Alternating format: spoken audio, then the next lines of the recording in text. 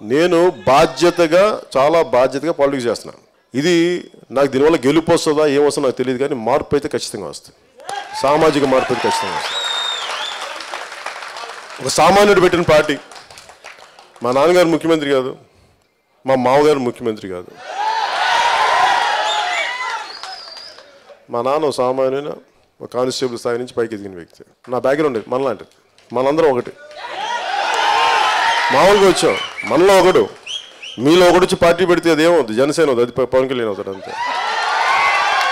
మంది పార్టీ. ఉద్దన్ రాయనపాలెంకి వెళ్తే ఒకటే గట్టు, మన దళితుల భూములు ఉన్నాయి, అసైన్డ్ భూములు 70 సంవత్సరాలు అంతకుముందు నుంచి ఇచ్చారు.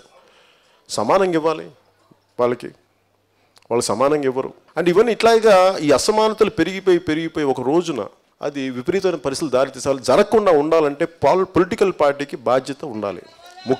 అలాగే జగన్మోహన్ రెడ్డి గారు ఏమన్నా అడిగితే నన్ను ముఖ్యమంత్రి అప్పుడు సాల్వ్ చేస్తాను, మరి అప్పుడు దాకా మేమేం చేయాలి?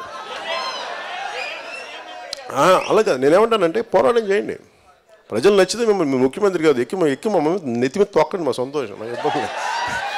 కానీ మీరు పని చేయండి, ఫస్ట్ అసెంబ్లీ నడపండి. మీరు ఇన్ని వేల ఎకరాలు సంతోషంగా తీసుకున్నారు, సంతోషంగా నిర్మాణం చేసుకోండి. రోడ్డు కావాలి ఉండవల్లిలో, మీకు ఎంత రోడ్డు కావాలో అంతే తీసుకోండి. అంతేగాని అత్యాశకి వెళ్ళిపోతే అసలుకి అసలు వస్తుంది, మొత్తం ఆగిపోతుంది. జాగ్రత్త, ఆగిపోండి. ఇక్కడి నుంచి చాలా జాగ్రత్తగా బాధ్యతగా చేయకపోతే ఒక సరికొత్త తరం మేల్కొంటుంది.